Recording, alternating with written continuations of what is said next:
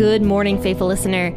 You are listening to the Bible Explained podcast, where the Bible gets explained. So grab your cup of coffee and stay tuned as we read through the book of Deuteronomy.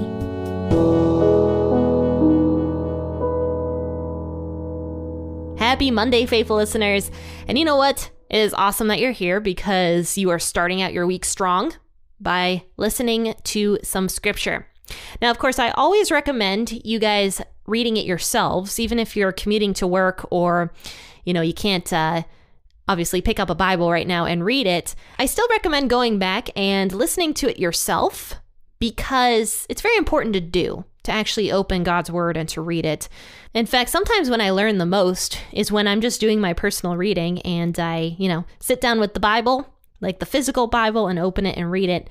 I learn so much. So I do encourage all of you guys that are listening to the podcast to actually sit down and read the Bible. Either read it on your own or read it along with me, whatever you prefer, but there definitely is something to the physical Bible. So that being said, tell me what your favorite version of the Bible is. Mine personally is the NLT version. I love the NLT, but of course, as you guys know, I do read the WEB version on the podcast because it's a public domain version. But tell me what your favorite version of the Bible is. I'd love to know. Contact me. You'll find my information in the bio of the podcast episode. And also introduce yourself.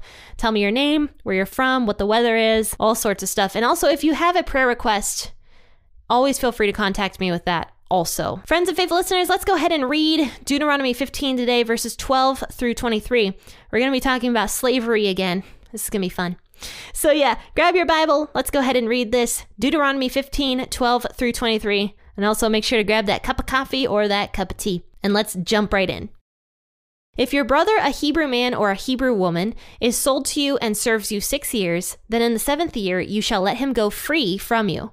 When you let him go free from you, you shall not let him go empty. You shall furnish him liberally out of your flock, out of your threshing floor, and out of your wine press. As Yahweh your God has blessed you, you shall give to him. You shall remember that you were a slave in the land of Egypt, and Yahweh your God redeemed you. Therefore I command you this thing today. It shall be if he tells you, I will not go out from you, because he loves you and your house, because he is well with you. Then you shall take an awl and thrust it through his ear to the door, and he shall be your servant forever. Also to your female servant you shall do likewise. It shall not seem hard to you when you let him go free from you, for he has been double the value of a hired hand as he served you 6 years. Yahweh your God will bless you in all that you do. You shall dedicate all the firstborn males that are born of your herd and of your flock to Yahweh your God. You shall do no work with the firstborn of your herd, nor shear the firstborn of your flock. You shall eat it before Yahweh your God year by year in the place which Yahweh shall choose, you and your household. If it has any defect, is lame or blind, or has any defect whatever, you shall not sacrifice it to Yahweh your God. You shall eat it within your gates. The unclean and the clean shall eat it alike, as the gazelle and the deer. Only you shall not eat its blood. You shall pour it out on the ground like water. The first thing that really stood out to me was the fact that these slaves, the Hebrew man and the Hebrew woman, it didn't matter what gender they were supposed to be treated exactly the same. Let's think about this time period, like the ancient time period when women really had no rights, like at all.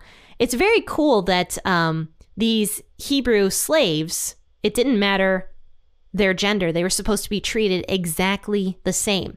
On the 7th year, they were meant to be freed. Now, of course, you guys are probably like, well, Jen, they were slaves. Who cares if they were treated exactly the same? But this was different. I've talked about slavery a little bit in the past, and I actually had a special guest on the podcast, Gregory Kokel, who I'm not related to him, by the way, even though we have a similar last name, it's spelled differently. He was on the podcast back when I was doing episodes in Exodus. He came on the podcast and he talked a lot about what an indentured slave really was, or rather an indentured servant. And if you guys want to go back to that episode, I actually recommend it. It was a really good episode. It was long, but it was very informative. So I will actually link that episode in the bio of this podcast episode so you can navigate over there and check that one out. So slave isn't exactly the right word. I mean, it fits, but it's not exactly the right word. Because when we think of the word slavery nowadays, we think of just like horrific treatment of human beings, That's what we think of, because slavery in the US was not good. It was mistreatment of human beings.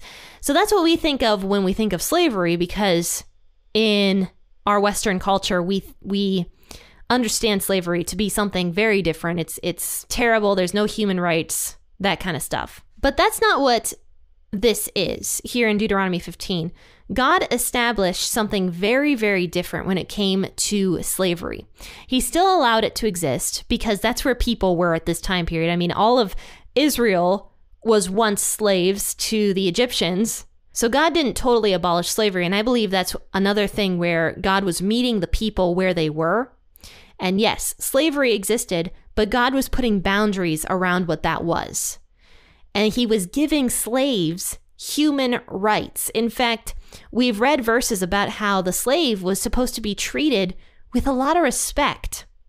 They weren't supposed to be mistreated. They weren't supposed to be treated as if they weren't human. They were even supposed to eat the same things as, I guess, the people they were serving. Like, they had rights. They had human quality of life. And the reason they became slaves specifically, because right here it's talking about Hebrew slaves. Now, I will mention that slaves from other countries had different rules regarding them. Foreign slaves, of course, still had a lot of the same rules regarding human rights. They weren't supposed to be mistreated at all. In fact, God always says, treat the foreigner with respect. But there were different rules regarding the foreign slave and the Hebrew slave. And what we're talking about today is the Hebrew slave. So I want to make that pretty clear. I'm not going to go into the foreign slave today. But the Hebrew slaves were supposed to be released every 7th year, regardless of their gender. It didn't matter if they were male or female, they were supposed to be released. And not only were they supposed to be released every 7th year, they were supposed to be released abundantly, is what God says. They weren't allowed to go empty-handed. They were supposed to be furnished liberally out of the flocks of the herd, out of the threshing floor, in other words, like the grain and everything, out of the wine press. In other words, they were supposed to be paid really well for all of their services. Because if a slave was just like set free, where would they go? What would they do? They wouldn't have any money. They wouldn't have any, way to start a family. They wouldn't have quality of life, really, if they just left their master's house and like that was it. So God is putting rules in place where he's like, no, you don't just let your slave go free. You supply him abundantly with the abundance that you have, you give liberally to him. And so God says, as Yahweh your God blessed you, in verse 14, you shall give to him. You shall remember that you were a slave in the land of Egypt and that Yahweh your God redeemed you. So this was a picture of how God redeemed the Israelites out of Egypt. The way that the wealthy Israelite was supposed to treat their slave was a picture of how God treated Israel. So God says, once the 7 years is up, whether this slave is a male or female, you give to him or her and you release them. Now, of course, Hebrews became slaves for various reasons, but it was mostly A, because they were a criminal and they had done something wrong, or B, because they were in so much debt that they couldn't afford to take care of themselves or their family members. So they would sell themselves into slavery for 6 years. So in a strange way, this construct that God is putting into place was helping the poor person or the criminals get out of the situations that they were in. And what's also interesting about this is the fact that there were probably slaves that didn't want to leave. Because here's what it says in verse 16. It shall be if your slave tells you, I will not go out from you. So after 7 years, this slave loves his job. He loves being able to be supported by his master. He loves that his family is being supported. He just enjoys his work. He enjoys his job. He became part of the family because that's what, once again, slaves were supposed to become. They're supposed to become part of the family.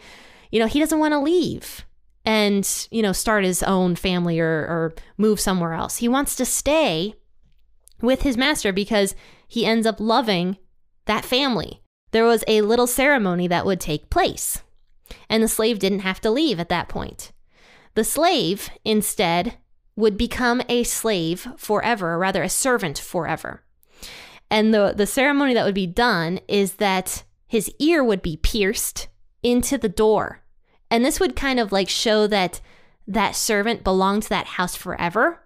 It was like a picture of how that servant, by being like stuck to the front door, I suppose, became a permanent servant to that house. This was completely 100% the choice of the servant. The master had absolutely no say in this. The master had one rule at the end of the 7 years, which was to release his servant and give that servant money and crops and whatever else. So the master had no say if he could keep that servant or not. This was all the choice of the servant. Once again, this is God giving human rights to somebody who back in these days, they would believe that servants and slaves had no human rights. They were subhuman. And God is saying, no, these people are human. Once again, don't forget, Israelites, that you all were slaves too. So you need to treat other slaves and servants with complete and total respect, because that's what you once were. I really like that. I like the fact that the servant at the end of the 7 years had the choice to remain with that family or not. In verse 18, it says, "It shall not seem hard to you when you let him go free from you, for he has been double the value of a hired hand as he served you 6 years. Yahweh your God will bless you in all that you do." So in other words, if that master just lets that slave go free after 6 or 7 years, then God is going to bless that family, bless that household because of the way they treated that servant. So yeah, this is very different than the typical slavery that you and I might think of nowadays. And really, in a way, it benefited everybody. It benefited the person that had to sell themselves into this servanthood position. And it also benefited this family that had that servant, because it says that this servant was double the value of a hired hand as he served you 6 years. And also, Yahweh your God will bless you in all that you do. So if the master was respectful to their servant, if the master did what God told them to do and commanded them to do, then God in that was going to bless that person. And even though you and I don't have slaves nowadays, obviously, hopefully not, that would not be very good, we are slaves of Jesus. That's what Paul considers us to be. We are slaves of Jesus. And that's not a bad position to be in. We consider ourselves servants and slaves of Jesus because we want to serve him. We chose to make that decision to serve him for our lifetime. Similar like how this servant might have made the decision to serve that family for a lifetime. We have chosen, you and I have chosen to become servants when we follow Jesus. And we have quality of life. I think this is almost like a picture of what was to come with Jesus and all the followers of Jesus. But after this, in verse 19 through 23, it changes the subject, and God starts talking about the firstborn males of the flocks and the herds. Now, we know that the firstborn males of the flocks of everybody were supposed to be given to God. God said that the firstborn belongs to him, and that even included human beings. The firstborn male was supposed to be dedicated to God. We see that ceremony taking place actually when Mary and Joseph have baby Jesus. In the New Testament, they take him over to the temple and they pay the firstborn son like tax. They dedicate baby Jesus to God. And so yeah, we see that ceremony taking place. But what God is talking about here is the firstborn males of the flocks and the herds, which were supposed to be given to God also. And the way they were given to God was by being sacrificed every year at the temple. So whatever firstborn males were born out of the flocks and the herds, they would be taken to the temple, and part of them would be given to the priest, I believe, and part of them would be given to God through a burnt offering. And then another part of them, which it says here, would be given back to the family so that the family could eat it. Here's what it says in verse 19. "You shall dedicate the firstborn males that are born of your herd." And then verse 20, it says, "You shall eat it before Yahweh your God year by year in the place which Yahweh shall choose, you and your household." So yeah, part of it was given back to the family. And they were allowed to have this big feast and eat it in God's presence. This was another like kind of fellowship thing that God was having his people do.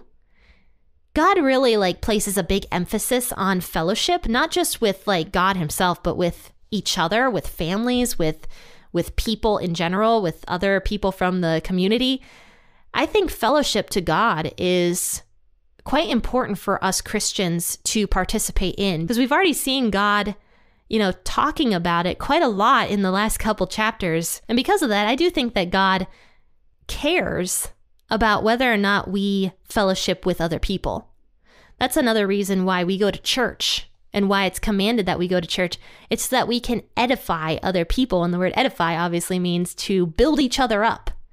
We all get built up through community. We know that community is so important even to us, like on a base level. Humans do not do well without a lot of socialization. So God kind of commands socialization for his people here in a way, because they were supposed to go to the temple. They were supposed to fellowship by eating these meals together with the family and with the friends.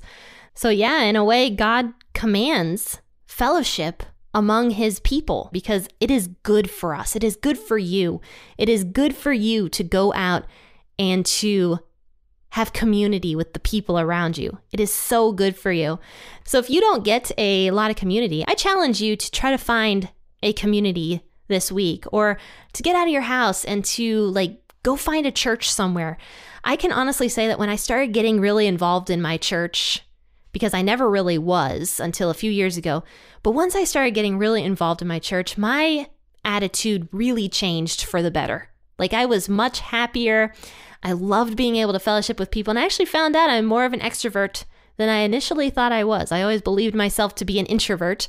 It turns out I'm an extrovert.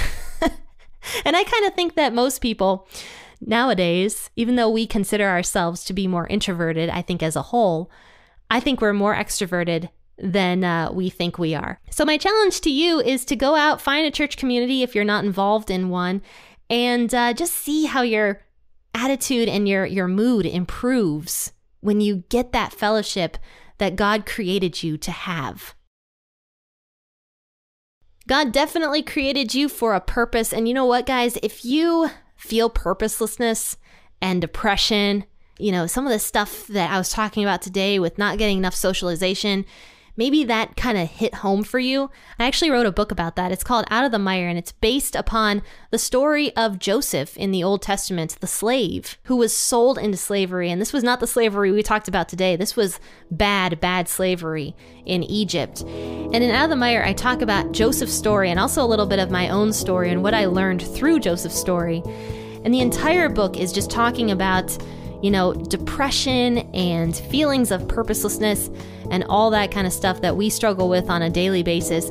So if you would like to check out that book, actually, I'm giving away 2 free chapters of it. When you go to my website and subscribe to the email list, you'll get 2 free chapters of Out of the Mire in your inbox. So go check that out. And then if you want to get the rest of the book, you can go find it on Amazon, which is linked in the bio of this podcast episode.